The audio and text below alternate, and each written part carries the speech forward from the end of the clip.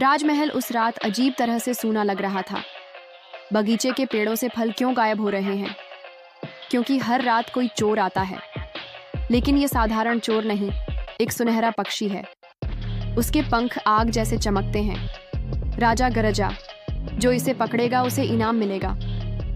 सबसे बड़ा बेटा बगीचे में पहरा देने गया, पर जैसे ही पक्षी आया वो डरकर सो गया। दूसरे बेटे ने कोशिश की पर नाकाम रहा। आखिर सबसे छोटे बेटे ने कहा, मैं जाऊंगा। सब हंस पड़े, तुम क्या कर लोगे? वो रात भर जागा और जैसे ही पक्षी आया उसने एक पंख पकड़ लिया। सुनहरी रोशनी चारों ओर फैल गई। वो बोला, ये तो अद्भुत है। पंख महल में रखा गया, लेकिन राजा बोला, मुझे पूरा पक्षी चाहिए। यात्रा शुरू हुई। रास्ते में एक लोमड़ी मिली। लोमड़ी बोली, लालच मत करना वरना जादू फंसा देगा। उसने सलाह दी, सुनहरे पिंजरे को मत चुनना। राजकुमार पहुंचा और देखा गोल्डन बर्ड पिंजरे में था, पर उसकी नज़र सोने से जड़े पिंजरे पर पड़ी।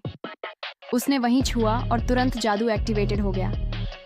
पकड़ा गया और कैद में डाल दिया गया। लोमड़ी फिर आई, मैंने चेताया था। राजकुमार बोला, मुझे दूसरा मौका दो। लोमड़ी ने मदद की और उसे छुड़ाया। अब उसे सुनहरे घोड़े को पकड़ना था। लोमड़ी ने कहा, साधारण काठी चुनना, लेकिन उसने फिर सोने की काठी उठाई और पकड़ा गया। फिर लोमड़ी ने बचाया। अब तीसरी बार उसे सुंदर राजकुमारी लानी थी। इस बार उसने लोमड़ी की बात मानी और सब सही किया। गोल्डन बर्ड, घोड़ा और राजकुमारी सब उसके साथ थे। लोमड़ी बोली, अब मेरी गर्दन काट दो, तभी मैं मुक्त हो जाऊंगी। राजकुमार कांपा, मैं ऐसा कैसे करूं? लोमड़ी बोली, सच्चा त्याग ही असली जादू है। उसने आंसू भरे आंखों से तलवार उठाई। जैसे ही वार किया, लोमड़ी एक सुंदर राजकुमार में बदल गई। उसने कहा, तेरे साहस और सच्चाई ने मुझे श्राप से मुक्त कर दिया। महल में उत्सव छा गया। तो रहस्य क्या था? कि हर लालच जाल था। जादू कहाँ था?